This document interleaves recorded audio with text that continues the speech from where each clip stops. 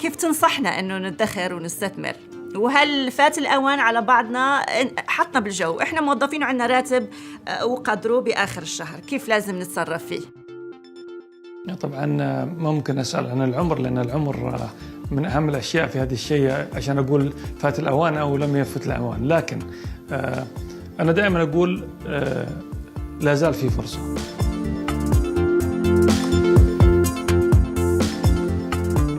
أهلا بكم في شخصيات اقتصادية، أطل عليكم بشخصيات استثنائية سقيتها بعد فحص مدقق لسيرتهم الذاتية وإنجازاتهم.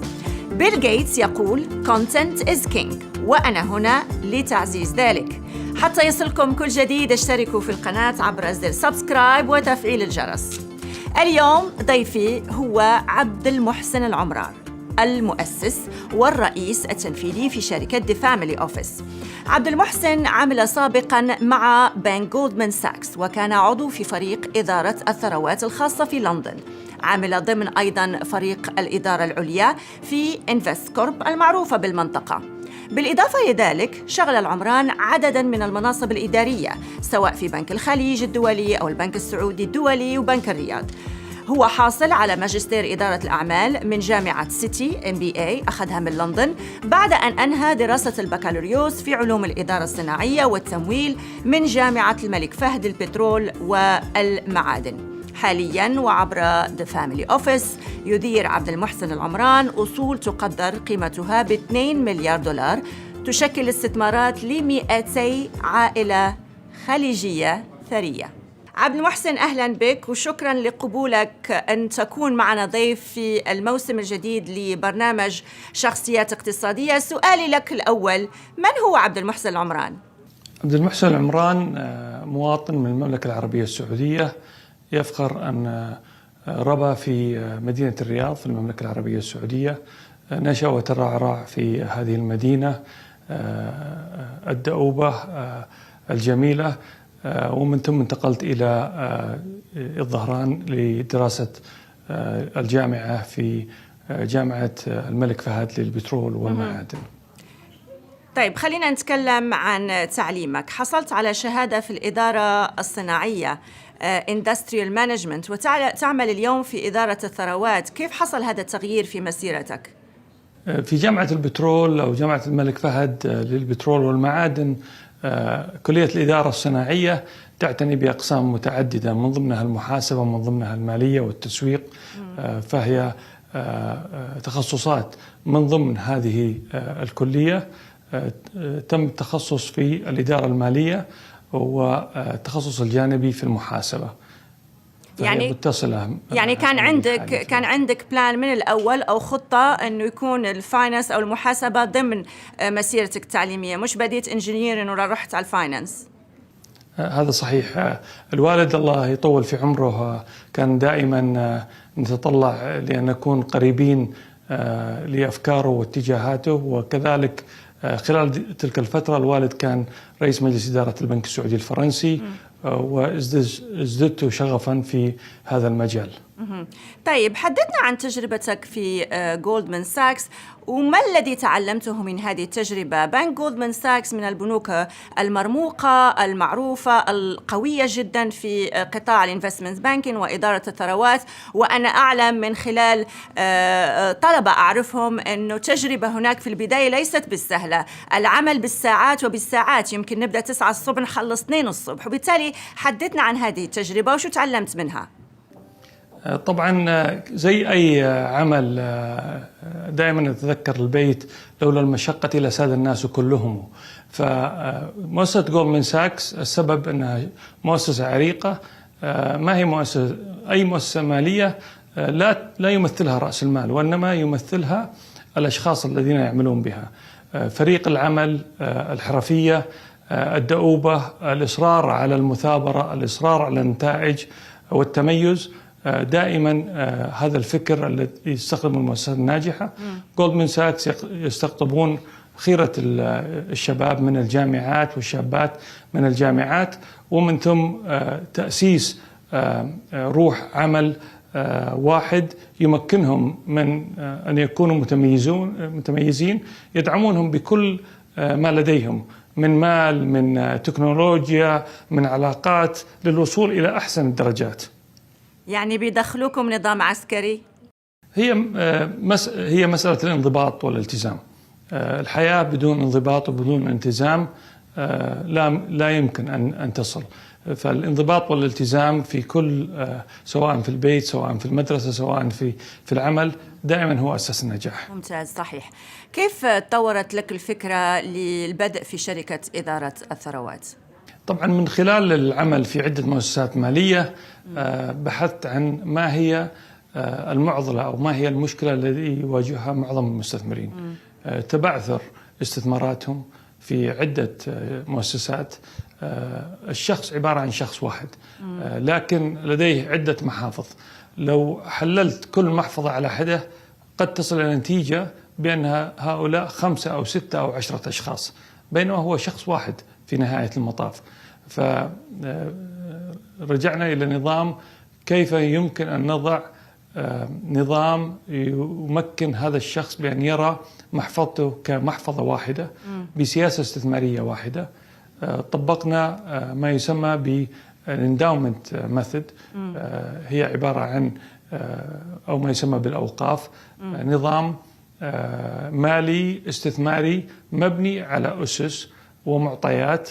يتم رسم السياسة الاستثمارية على مدى 5 و10 سنوات، وبهذه النتيجة أو بهذا الأسلوب يصل المستثمر إلى نتيجة أفضل من مضاربات يومية، دخول في سهم وطلوع من سهم آخر وخلاف ذلك. هل هذا قصدك أنه مثلا لو عندنا شخص عنده مبلغ وقدره من عائلة ثرية وحابب أنه يستثمر هذه المبالغ، أنه ما يوزعها على صناديق، ولكن هذا هو المفروض أنه ما نحط بيض في نفس الصندوق؟ ولا قصدك أنه المانجمنت يكون واحد والاستثمارات تكون متعددة؟ فقط توضيح هذه النقطة. نعم، السياسة الاستثمارية يجب أن تكون واحدة. كيفية تطبيق هذه السياسة الاستثمارية يجب أن تكون متنوعة عن طريق عدة مدراء، عن طريق عدة أصول استثمارات مختلفة. لكن السياسة الاستثمارية يجب أن تكون واحدة، لأن في نهاية المطاف المستثمر هو واحد. لا أعتقد أن هناك مستثمر في وقت معين يكون متحفظ وفي وقت آخر يكون مغامر. الشخص أما أن يكون مغامر أو يكون متحفظ. طيب، خلينا نتحدث الآن عن التحديات التي تواجه قطاع إدارة الثروات. أنا كنت قريت تقرير لكم للفاميلي أوفيس، وقريت كتير مواضيع عن هذا نفس الموضوع، أنه كل الدراسات تشير أنه لربما 7 من كل 10 عوائل ثرية تخسر ثرواتها في الجيل الثاني. واللي قلته أيضا في تقريركم واللي بيتكرر كتير في الكثير من التقارير، أنه 9 من أصل 10 عوائل بتخسر ثرواتها في الجيل الثالث. صحيح. أكبر معضلة يواجهها المستثمر أو الثري هي المصاريف، التضخم في هذه المصاريف، التضخم في تقليل القوة الشرائية لهذه الثروة، كذلك الزكاة لمن يدفع الزكاة. كل هذه عوامل خلينا نسميها تيار معاكس أو هيدويند. هذه تقلل من قيمة الثروة مع مرور الوقت.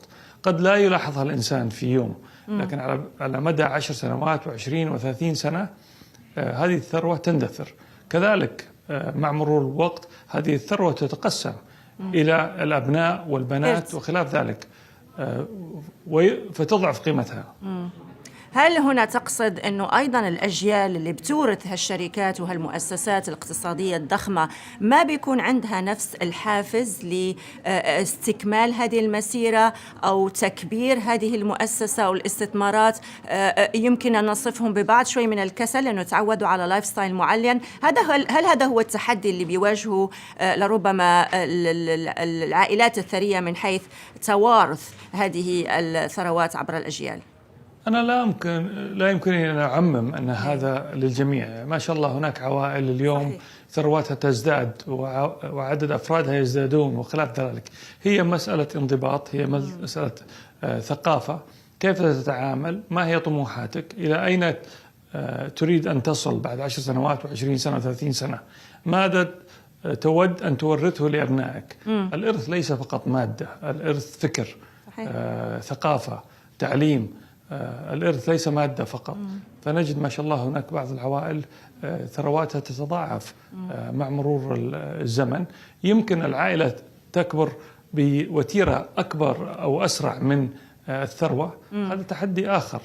هناك أساليب مختلفة تمكن العوائل من تطوير هذه الثروة بوضع أنظمة وحوافز معينة تحث أبنائها على العمل والمثابرة. طيب عبد المحسن، أيضا الحفاظ على ثروات وتنميتها عبر الأجيال، هل تعتقد بوجود مفهوم مثل هذا؟ كيف يمكن الوصول له إن كان موجودا؟ أنا ذكرت أول شيء هو ضبط المصاريف. أكبر دمار للثروة هو المصروف، ومن ثم التضخم. التضخم يؤثر على قيمة المصاريف مع مرور الوقت. تزداد المصاريف بوتيرة عالية، وكذلك القيمة الشرائية لهذه الثروة تتضاءل مع مرور الوقت. فالثقافة الادخار ثقافة جدا مهمة. ربينا على الحصالة. اليوم من النادر أن تدخل بيت وتجد هناك حصالة. هذه الثقافة يجب أن تعود. في الفترة الأخيرة مع صعود الأسهم نرى الجيل الجديد يستثمر في الأسهم، وهذا شيء طيب. لكن يجب الانتباه بأن احنا في آخر من فترة 2008 إلى اليوم تقريبا 14 سنة والأسواق في صعود. معظم هؤلاء المستثمرين الصغار خبرتهم في سوق في تنامي فقط. صحيح. في نمو مستمر. طيب. الثقافة يجب أن تستمر في تنويع الأصول وعودة الحصالة إلى البيت. صحيح. طيب خلينا نتحدث عن الفاميلي أوفيس. لديكم اليوم مكاتب في نيويورك، هونغ كونغ، بينما كل العملاء محليين وخليجيين. ما هي الحاجة لمثل هذه المكاتب؟ أولا، عندما بدأنا في الفاميلي أوفيس كان هناك أكبر تحدي هو قبول شركة من منطقة الخليج من قبل المؤسسات المالية الكبيرة. بعضهم رفض أن نفتح حسابات. طلبوا إما أن نبوح لهم بكل أسماء عملائنا، وهنا تضارب مصالح، أو يكون لنا تراخيص في أوروبا أو في أمريكا. فبدأنا بأخذ ترخيص من FSA أو FCA في بريطانيا اليوم، ومن ثم في أمريكا SEC، ومن ثم الهونغ كونغ ستوك اكسشينج. أنا شخصيا ولله الحمد اجتزت جميع الاختبارات هذه لأخذ هذه المكاتب، سواء السيري 7 وال63 والFSA، والاختبارين في هونغ كونغ. هي قصة هذه المكاتب كذلك أعطتنا ميزة أخرى، هي قصة براندين. نعم. كذلك وجودك في هذه الأسواق، البيوت الاستثمارية تأخذك بجدية أكبر، لأنك تستثمر، أنت متواجد. ممكن خلال نص ساعة أو خلال نفس اليوم أن تجتمع معهم، أن تأخذ قرار، بدل من أنهم يأخذون طيارة ويجون إلى المنطقة للنقاش. طبعا هذه الأشياء قبل فترة زوم وتيمز وخلاف ذلك. اليوم العملية أصبحت أسهل. هذه كانت المرحلة الأولى. المرحلة الثانية عندما عزلنا إدارة الثروات من إدارة الأصول، وقمنا بتأسيس شركة مستقلة، وأخذنا التراخيص في سويسرا من قبل فينما، وأصبحت مكاتبنا الدولية تحت شركة بيتيول أسيت مانجمنت، الذراع الاستثماري للفاميلي أوفيس، اللي أنت هو تشيرمان عليه. تميز آخر. صحيح، لأن نحن نعزل بين الإدارة، مجلس الإدارة والإدارة التنفيذية. في هذه الخطوة هدفنا أن ندخل أسواق أوروبا، وكذلك نحصل على إدارة أصول لمؤسسات مالية. ولله الحمد مؤخرا حصلنا على إدارة ثروات أو أصول لأحد البنوك الخاصة في سويسرا، ومن أحد شركات الأصول كذلك في سويسرا. من خلال خبرتك عبد المحسن مع العوائل الثرية في منطقة الخليج، برأيك ما هي المفاهيم التي تعتقد أن على العوائل في هذه المنطقة تصحيحها في مجال الاستثمار؟ طبعا المنطقة ولله الحمد فيها ثروات كبيرة تقدر تقريبا في سويسرا 700 بليون دولار من الاستثمارات، هي استثمارات من منطقة الخليج العربي. معظم هذه العوائل كونوا هذه الثروة عبر السنين. المنطقة غنية، الحكومات ولله الحمد تستثمر في البلد عن طريق البنية التحتية، عن طريق التعليم، فكل هذه الأموال تبدأ تصب إلى الاقتصاد، ومن ثم رجال الأعمال يستفيدون من هذه الفرص. مع مرور الوقت زيادة الإيرادات التي لا يمكن توظيفها، يبحث المستثمر دائما عن التنويع. في السابق كان معظم المستثمرين يضعون الودائع، وجدوا أن الودائع تقلل من قيمة هذه الثروة، حتى بدأت فكرة الاستثمار. لا زال الكثير من منطقة الخليج لا زالوا في فكر تكوين ثروة. تكوين الثروة يتم عن طريق التركيز، فتجد معظم العوائل يملكون جزء كبير من ثروتهم في سهم أو 5 أسهم بحد أقصى، مؤمن ببنك، مؤمن بشركة، ومركز في هذا يأتي قد يأتي مع نمو كبير، لكن يأتي مع تذبذب كبير جدا في الثروة.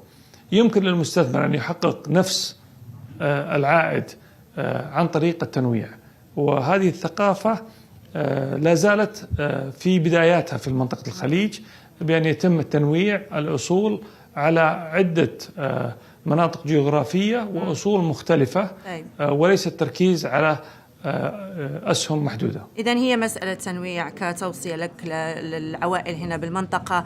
عم المحسن، عندي سؤال خاص. إلى أي حد ساعدتك عائلتك أو حتى اسم العائلة لتحصل على ثقة الكلاينتس أو العملاء اللي عندك أو العوائل التي كنت تلتقيها بهدف جذبهم للاستثمار أو وضع ثقتهم فيك وفي الفاميلي أوفيس؟ الحمد لله، عائلتي هي كل شيء. يمكن حتى الاسم هو مكتب العائلة أو ذا فاميلي أوفيس. العائلة هي البراند. دائما أكررها لأبنائي: أنتم لا تمثلون شخصكم، إنما تمثلون اسم العائلة. فالعائلة ستبقى هي الأساس، وكانت الأساس ولا تزال، وستبقى هي الأساس، والله الحمد استفدت كثيرا من ذلك. في ناحية، أما من الناحية العملية، أؤكد أن هذا ليس في كل الاجتماعات، لكن في كثير من الاجتماعات كان عائق. عندما أتي قد يتردد المستثمر بأنه قد أبلغ هذه العائلة أو ابن هذه العائلة عن ثروتي ويتكلم، أو يعلمون كم ثروتي وخلاف ذلك.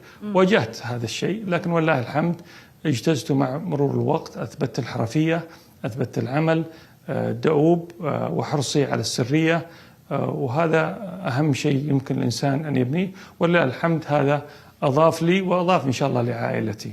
كيف كانت أول سنة لما بديت تسافر وتدق أبواب العائلات والعوائل في منطقة الخليج، وحاولت أنك تفسر لهم هالفكرة أنه حيكون في مكتب أسيت مانجمنت حنحطه بالبحرين، وعندك فكرة استثمارية معينة، وعندك خلينا نقول ميشن لتثقيفهم أيضا؟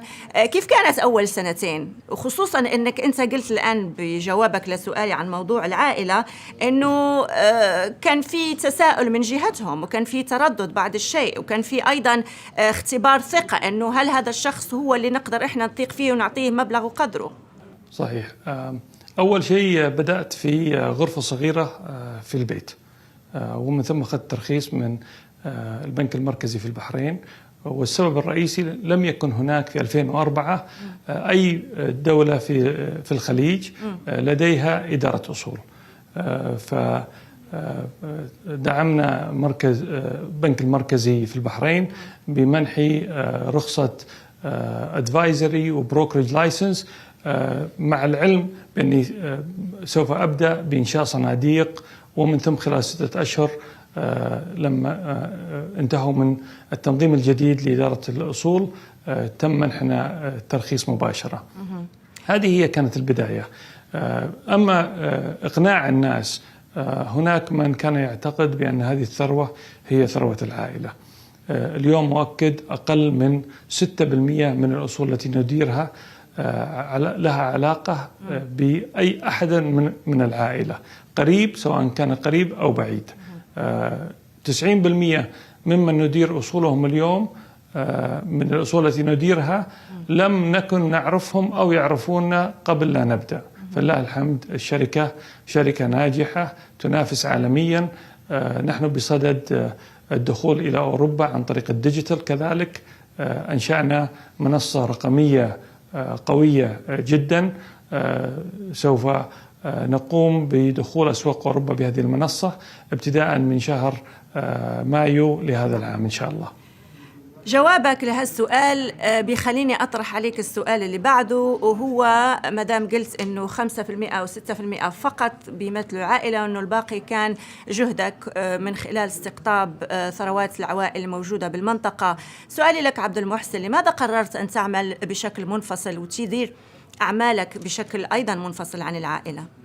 والله الوالد الله يحفظه دائما كان يحفزنا أن احنا نعمل، فتعلمت زي ما ذكرت في السابق أنه عمل البنوك اتجهت له في من أول ما تخرج من جامعة البترول. بنك الخليج الدولي عرض علي عرض لم يكن مغري ماليا، وإنما كان مغري من ناحية التطوير المهني.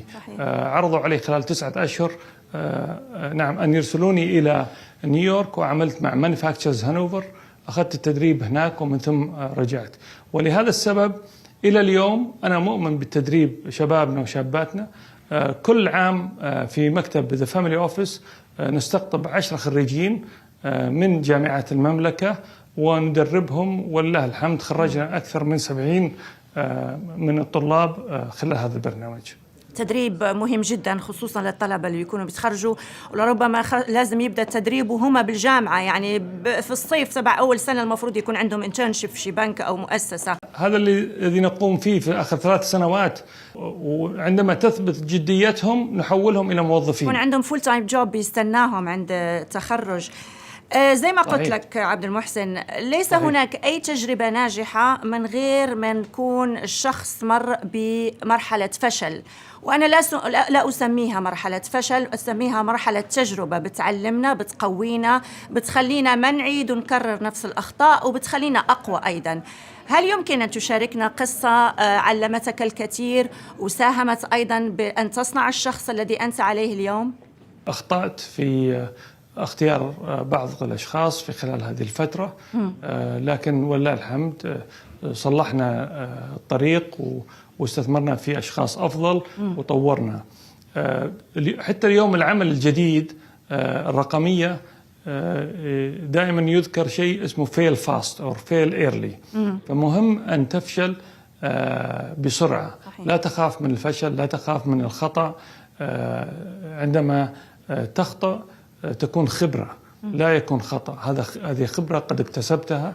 أهم شيء أن لا تكرر هذا الخطأ مرة أخرى، وتنتقل إلى مرحلة جديدة تمكنك بأن تكون أقوى. هو الواحد ما لازم يطول في موضوع أنه فشل ويفكر كتير، لازم يتحرك للمرحلة القادمة بشكل أسرع. ولكن كيف اخترت أشخاص غلط؟ يبني على السيرة الذاتية. لما تقرأ السيرة الذاتية وتقابل الناس تجد يمكن فكرة معينة.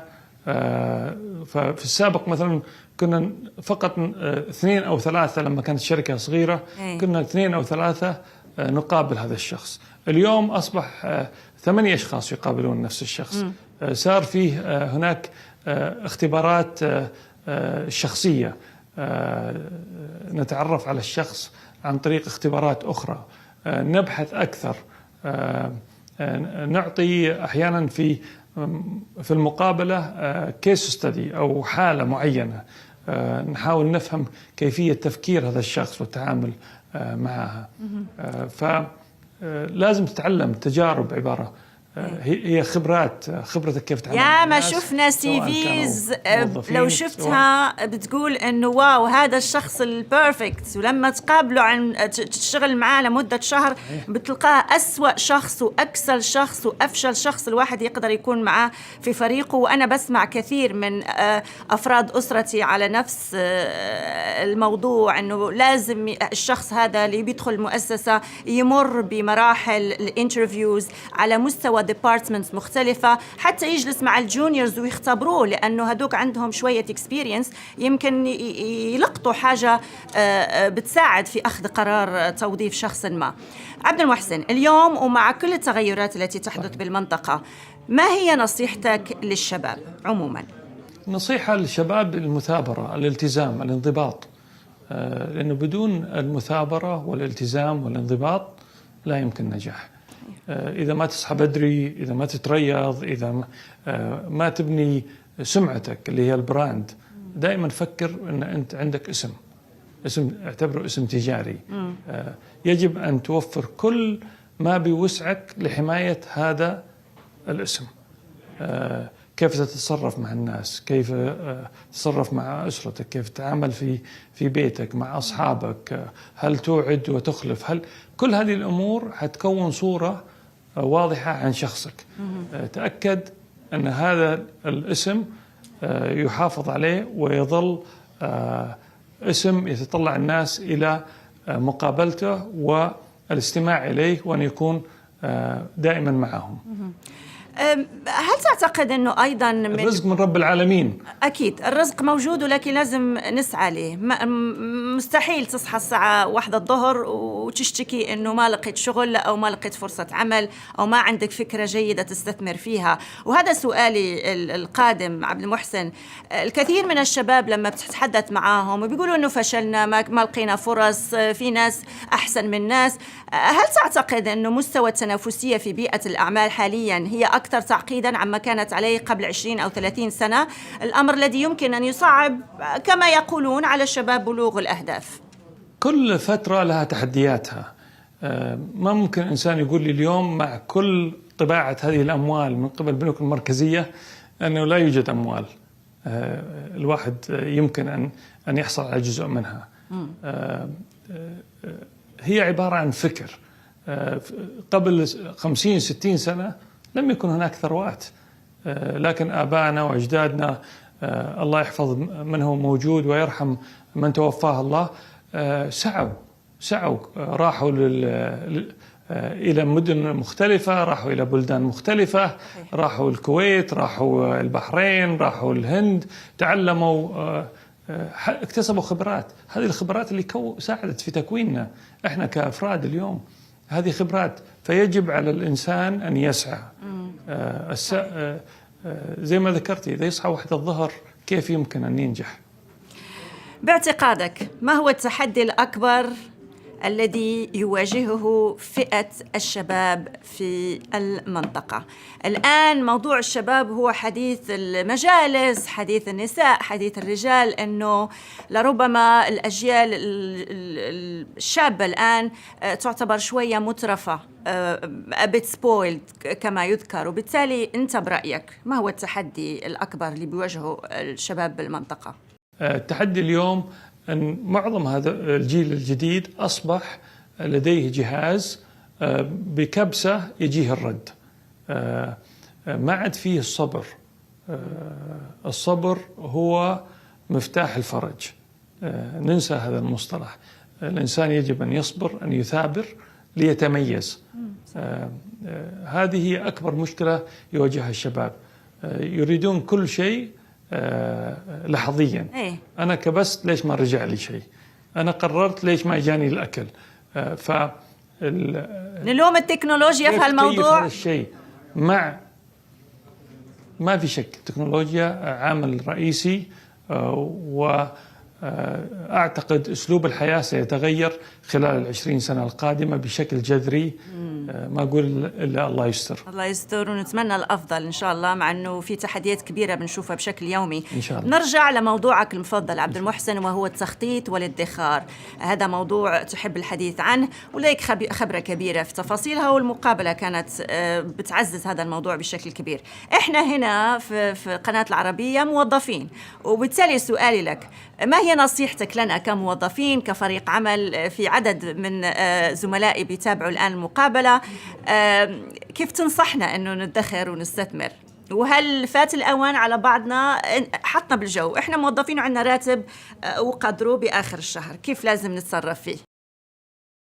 طبعا ممكن أسأل عن العمر، لأن العمر من أهم الأشياء في هذا الشيء عشان أقول فات الأوان أو لم يفت الأوان. لكن أنا دائما أقول لا زال في فرصة. دائما عبارة عن منهج. إذا عندك المنهج أنك تدخر جزء معين مهما كان 1%، 2%، 5%، 7%، 10% من دخلك الشهري، مع مرور الوقت التراكم لهذا المبلغ بالإضافة إلى الأرباح سيمثل جزء كبير من ثروتك في المستقبل. نعم، مهم جدا. كم النسبة برأيك النسبة العادلة؟ 20% شهريا تنحط على جنب؟ طبعا في من أكثر الدول الادخار في العالم تقريبا اليابان يصل إلى 45%. لكن إذا نرجع على موضوع العمر، إذا كان الإنسان بادي بصغير واليوم راتبه 10,000 ريال، يمكن يدخر 500 ريال، بس مع مرور الوقت هذه 500 قد تزود، يزيد راتبه إلى 20، قد يدخر 2000 ريال بالشهر، وهل من مجرة. فهي ما هي فقط نسبة، هي مبلغ ونسبة على حسب الراتب. لكن إذا الإنسان يقدر يدخر 20% من راتبه من الثلاثينيات من عمره أو العشرينيات من عمره، لن يندم أبدا. عبد المحسن عمران، شكرا لك، شكرا لهالمقابلة. شكرا لك.